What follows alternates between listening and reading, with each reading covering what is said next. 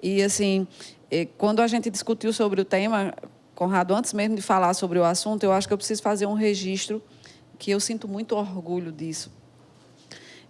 A primeira demanda judicial na cidade de Cajazeiras, que foi distribuída aqui no Fórum Cível, para reconhecimento de uma união homoafetiva, é minha, é um processo Olha meu. Que legal. Foram duas amigas que precisaram reconhecer os seus direitos de união justamente para garantir os direitos civis que resultam dessa união.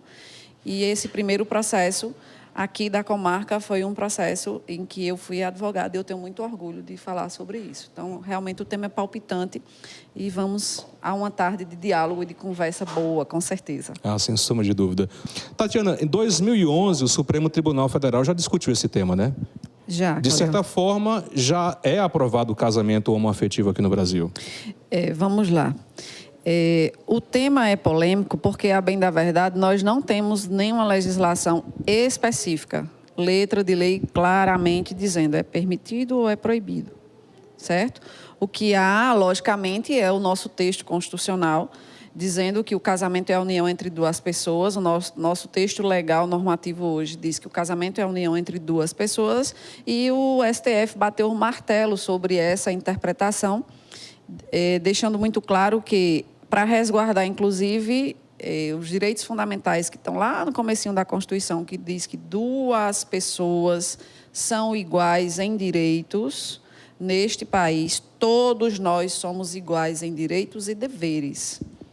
Então, a partir dessa interpretação, nós não podemos encarar que os direitos civis que advêm do casamento, da união entre duas pessoas, podem ser tolhidos, podem ser diminuídos para quando esse casal é homoafetivo ou é heteroafetivo. Em resumo, nós não podemos tratar com direitos diferentes um casamento ou uma união entre um homem e uma mulher e entre dois homens e entre duas mulheres.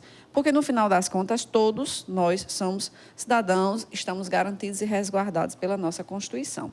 Então, partindo desse pressuposto, de certa forma, como eu disse, eu fui advogada de um processo aqui que a gente deu entrada para garantir o reconhecimento de uma união estável entre duas mulheres, porque justamente uma delas houve o falecimento de uma pessoa do casal, a outra ficou viúva e precisava garantir os direitos da pensão, porque quem faleceu era servidora pública e a pessoa que ficou viva tinha todo o direito, afinal de contas era uma união de mais de 20 anos, quase 30 anos. E por que tratar diferente porque eram duas mulheres? Elas tinham uma história de vida construída, uma história de vida comum.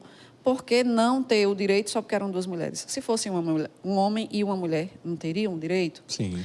Então, assim, essa evolução de interpretação da lei já vem desde 88 sendo construída aos poucos. A decisão onde o STF bateu o martelo realmente é de 2011.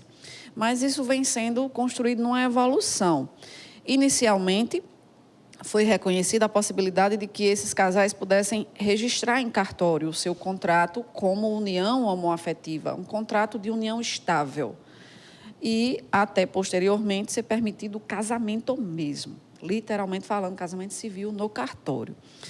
E aí, agora, vem, diante desse cenário, né, ideológico, político que a gente tem vivido nos últimos anos, vem um pastor no Congresso ressuscitar um projeto de lei que, desde 2007, por curioso que pareça, a discussão surgiu de um projeto de Clodovil, que tentou justamente regulamentar esta união estável para garantir esses direitos civis às pessoas envolvidas nesse casamento.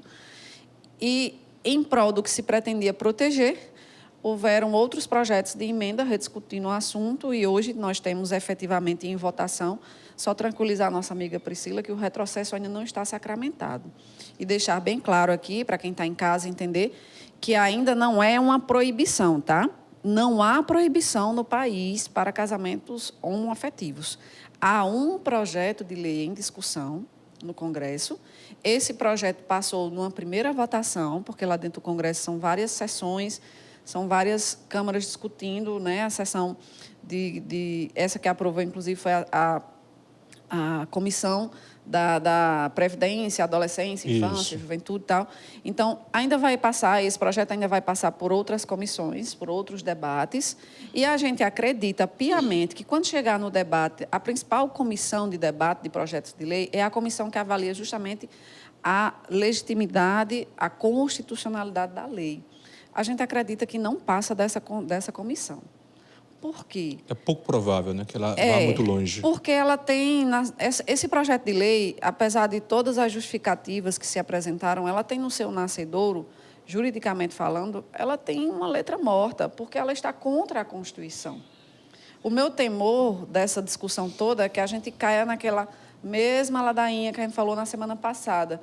Porque quando o Congresso não cumpre efetivamente seu papel, o que é que acontece? Cai no STF, que tem a função inevitável de se fazer cumprir a Constituição. Se essa lei, por um acaso, passar no Congresso, porque hoje a gente tem uma grande maioria de uma bancada legisladores que se dizem conservadores, né? E eles podem, sim, aprovar essa lei, e quando chegar no STF, o STF vai ter que derrubar, porque não tem sustentação, está contra o texto constitucional.